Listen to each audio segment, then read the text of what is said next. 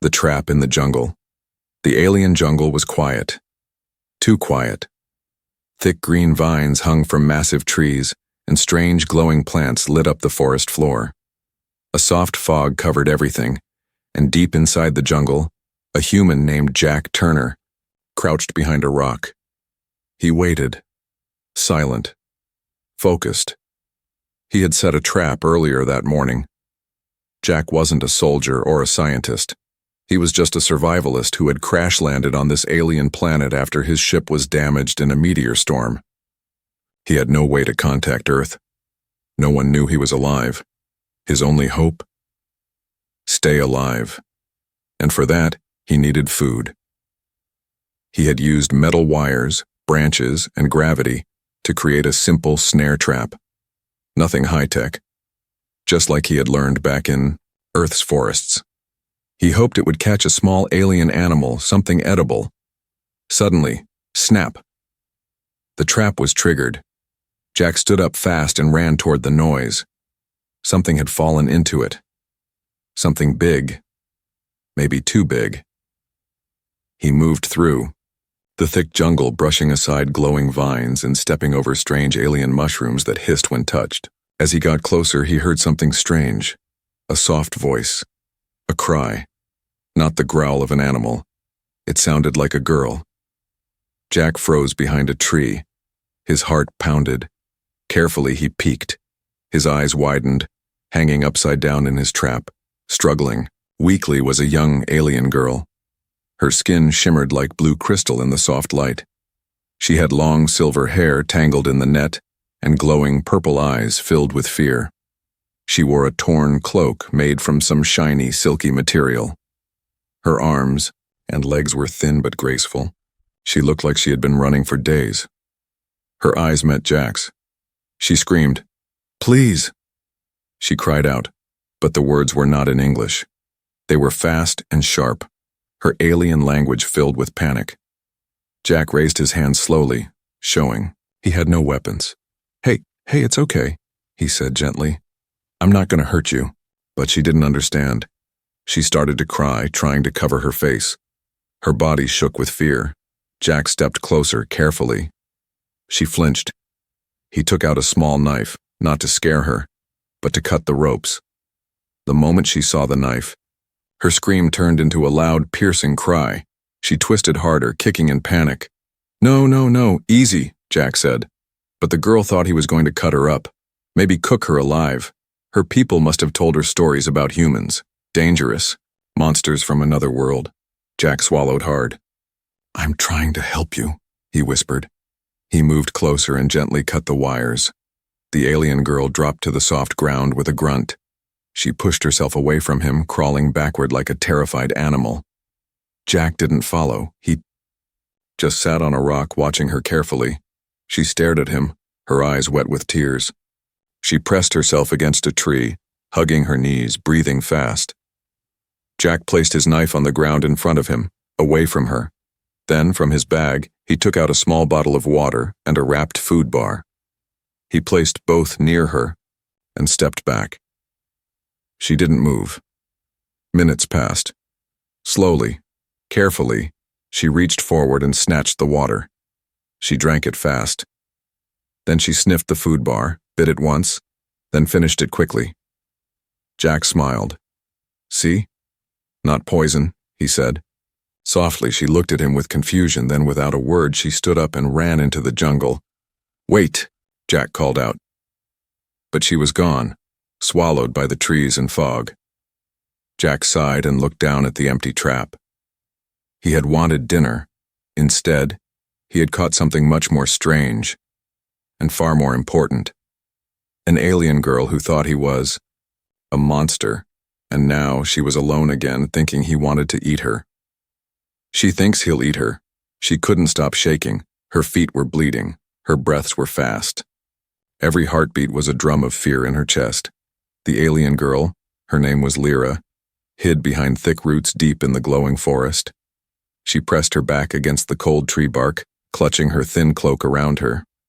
Her eyes scanned the trees, waiting for the human to follow. But he didn't. Still, She didn't feel safe.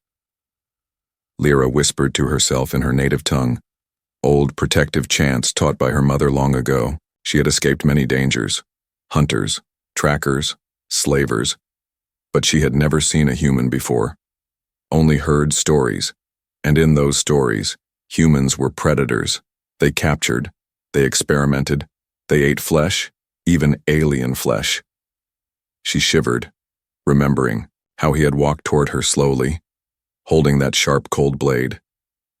He wanted to cook me, she whispered, even though he hadn't attacked, hadn't shouted, even though he had given her water and strange food. She didn't trust him.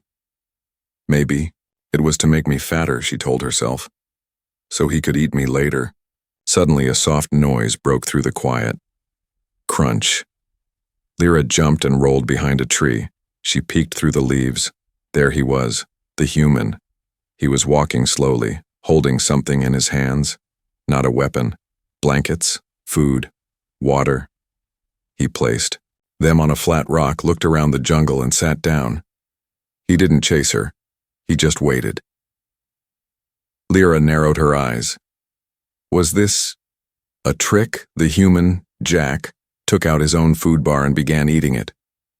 Then he took a bottle of water and drank it. He looked around as if talking to the trees. I know you're watching, he said softly. You can have it. I'm not going to hurt you. Lyra didn't move.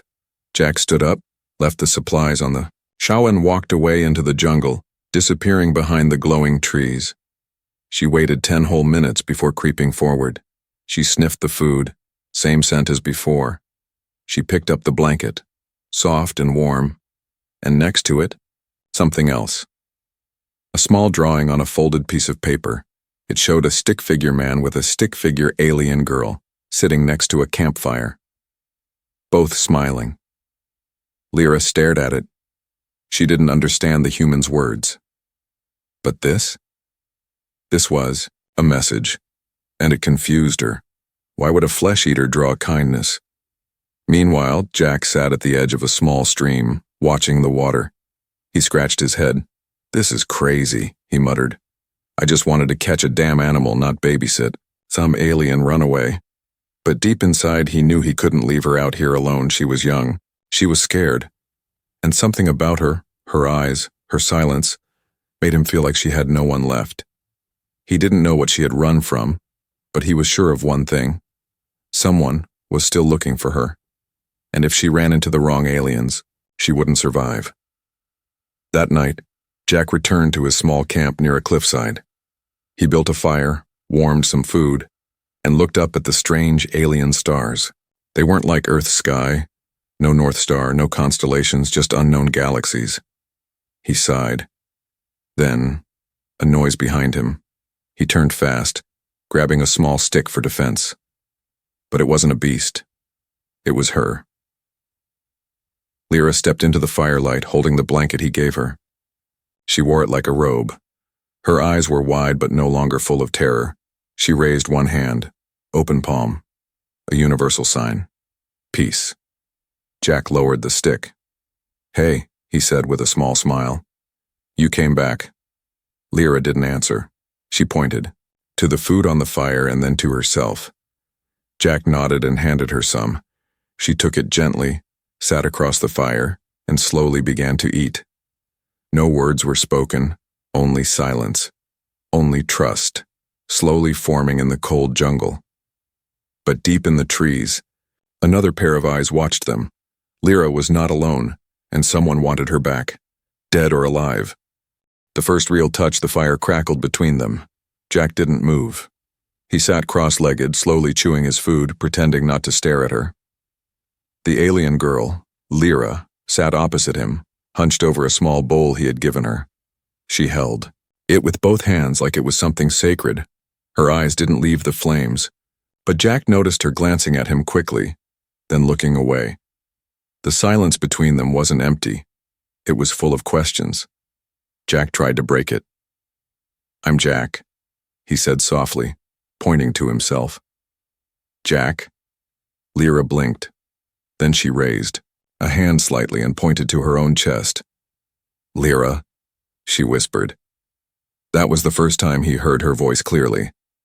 It wasn't trembling. It wasn't scared, it was curious. He smiled. Lyra. That's a pretty name.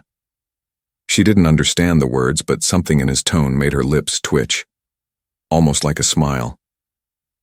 Jack noticed she was still barefoot.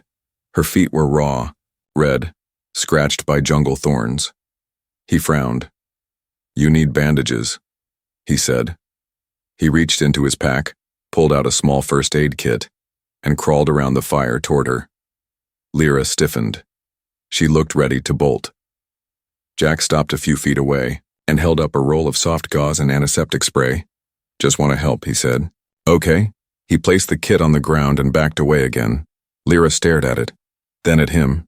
Then very slowly she reached out and pushed the kit back toward him. Jack looked confused. Then Lyra did something he didn't expect. She crawled forward, and for the first time she offered him her foot. Jack's eyebrows rose. You're letting me? He said. She didn't answer, but her body trembled. Jack gently held her foot. It was small, soft, and bleeding. He sprayed it carefully. She winced but didn't pull away. He wrapped the bandage gently around it. Then, the second one.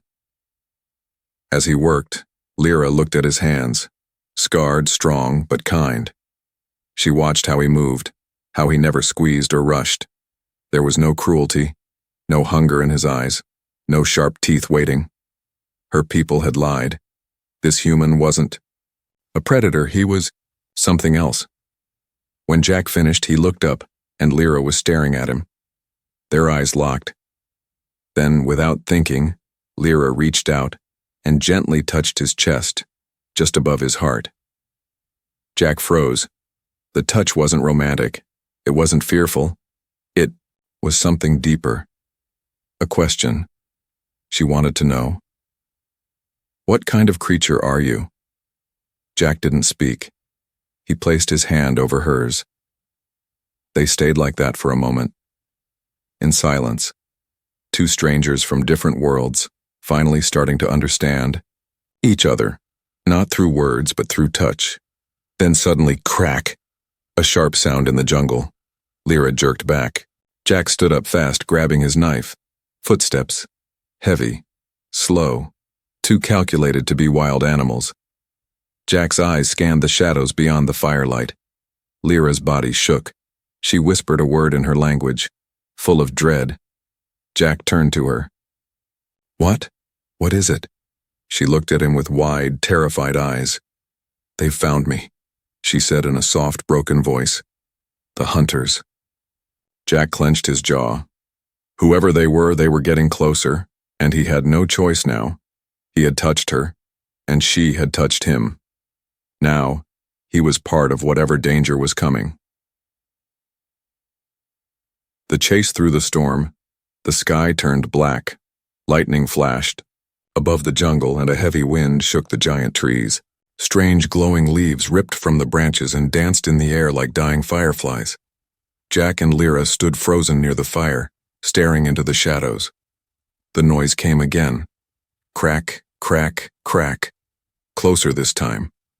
Then a sound like metal, scraping stone. Lyra stepped backward, bumping into Jack. Her hand grabbed his arm without thinking. They're coming, she whispered. Not soldiers, not trackers. Worse. Jack tightened his grip on the knife. His voice was calm, but his heart was racing. What do they want, he asked. She swallowed hard. Me. Dead. Or caged. A loud, bone-shaking roar tore through the trees, not a beast's roar. It was a mechanical sound. Alien tech. Something brutal and built for hunting. Jack grabbed his backpack and Lyra's hand. Run, he said. They ran together through thick vines, wet ground, and glowing fog. The jungle came alive with screeches of animals leaping away from danger. Thunder crashed above them, and cold rain poured like buckets from the sky. Behind them, red lights appeared, tracking beams. At least 3 hunters were coming. Maybe more. Lyra stumbled once, but Jack didn't let go. He pulled her along, even as tree branches whipped his face. Suddenly, they came to a sharp cliff. Below it, a deep ravine filled with glowing blue water. Jack didn't hesitate. He jumped. He hit the water hard and pulled Lyra close. They sank into the freezing light before rising again, gasping for breath. Above them, the hunters scanned the cliffs, but they didn't jump. They weren't built for water. Jack and Lyra swam through the narrow river path under hanging roots. The storm raged above, but below it was quieter. For a moment. Just a moment. They were safe. They crawled out of the river into a dark cave on the other side. Jack lit a small emergency light. The glow painted the cave walls orange. Lyra collapsed on the stone floor, her wet hair clinging to her face. She was shivering. So was Jack. He reached into his pack and pulled out a heat patch. He placed it on her back. She flinched, then relaxed. They weren't soldiers, were they? Jack asked. Lyra shook her head slowly. Hunters, rich ones. They pay to chase people like me. For sport. Jack's jaw clenched. They hunt your kind? Like a game? She nodded. I escaped 2 moons ago. They follow me. Always. Jack sat beside her, staring at the cave mouth. The rain still poured down outside. Why you? He asked. She looked down. Because I have power, and I refuse to give it to them. Her fingers began to glow faintly, just for a second. A pulse of light. Jack stared. You're different. Yes. That's why they fear me. Jack laughed dryly. Well, now they've got something else to fear. Lyra looked up, confused. He held out a small device, a human flare bomb. If they come down here, we light them up. But outside the cave, deep in the jungle shadows, the hunters weren't giving up. One of them, tall, armored in black scales, with 4 red glowing eyes, lifted a scanner. Life signs, it growled in its language. 2, human and hybrid, trapped. We move at dawn. Its partner hissed, cocking a strange alien weapon. They will not see the sun. Back inside the cave, Lyra leaned against Jack's side, too tired to fight anymore. I thought humans were cruel, she whispered.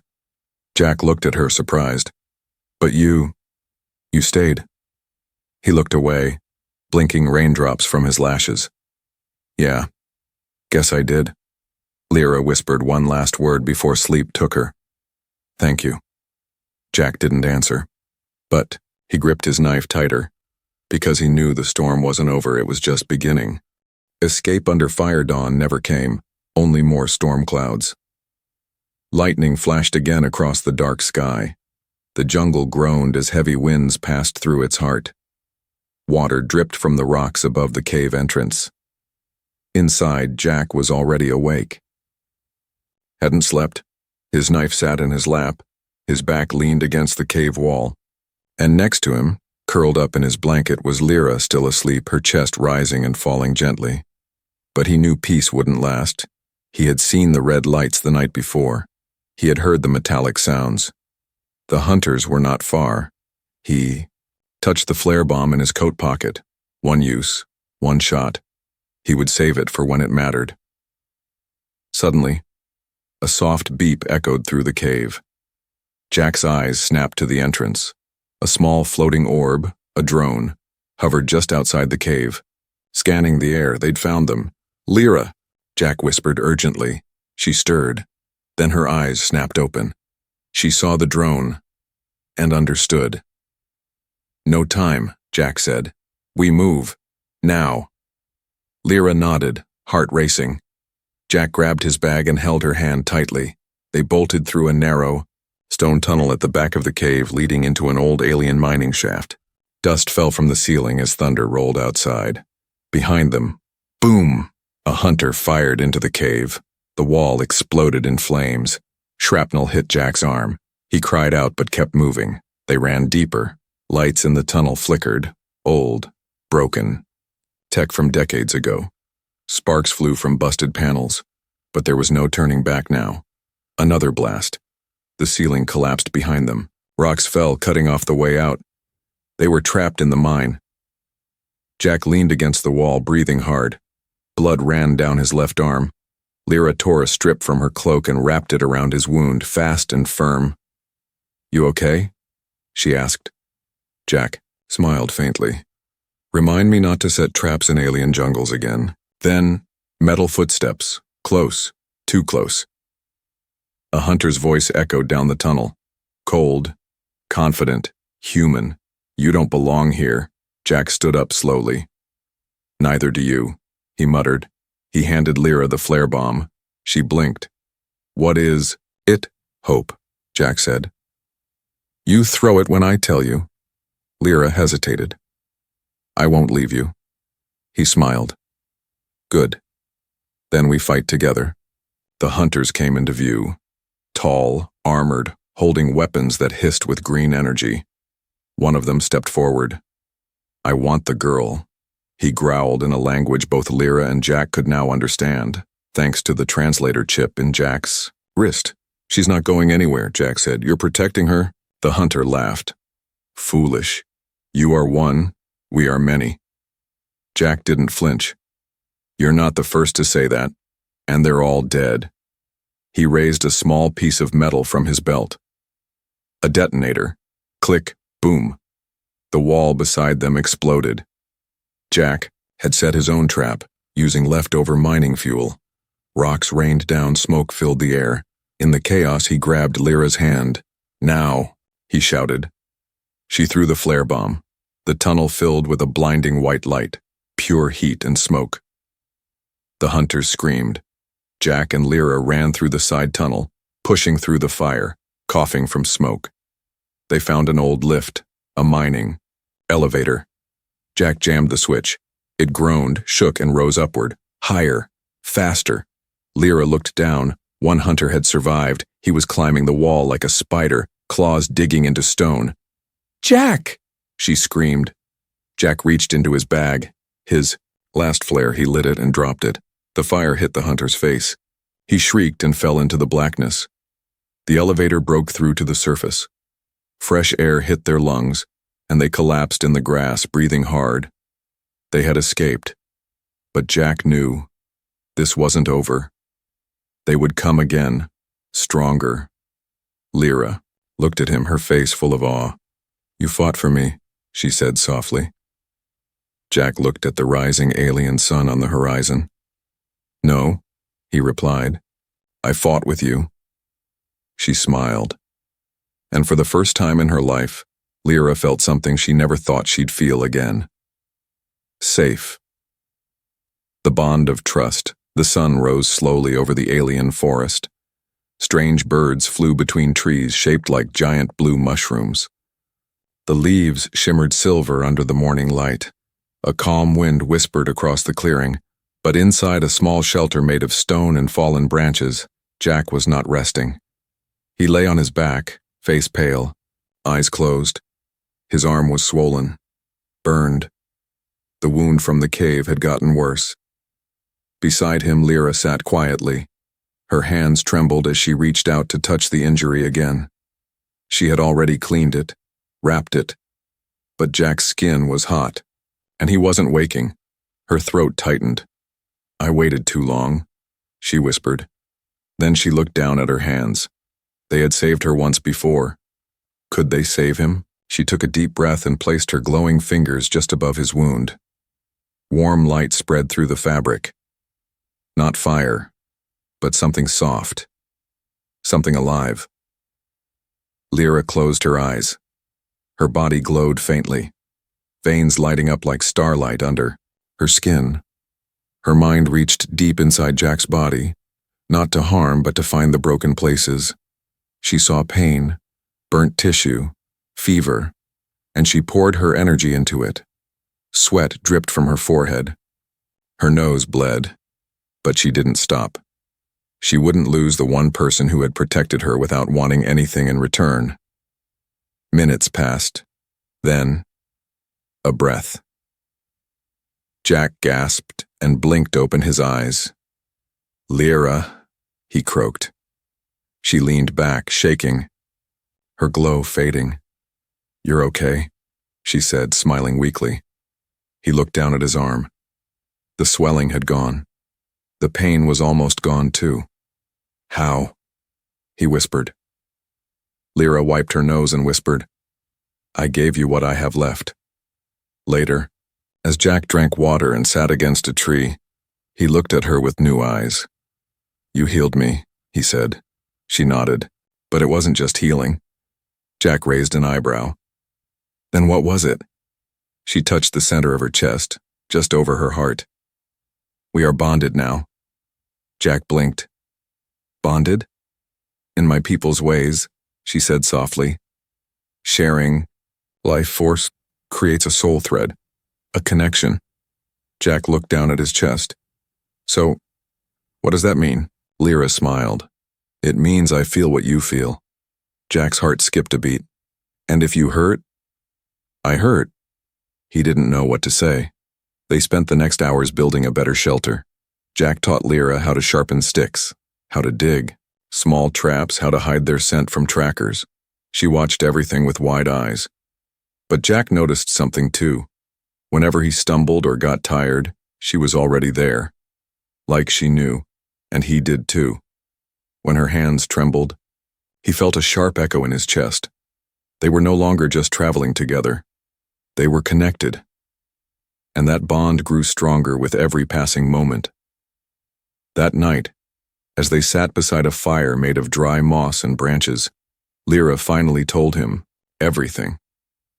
She had been part of a secret project, an alien lab where young ones were trained to control ancient energy. Energy from deep under the planet's crust.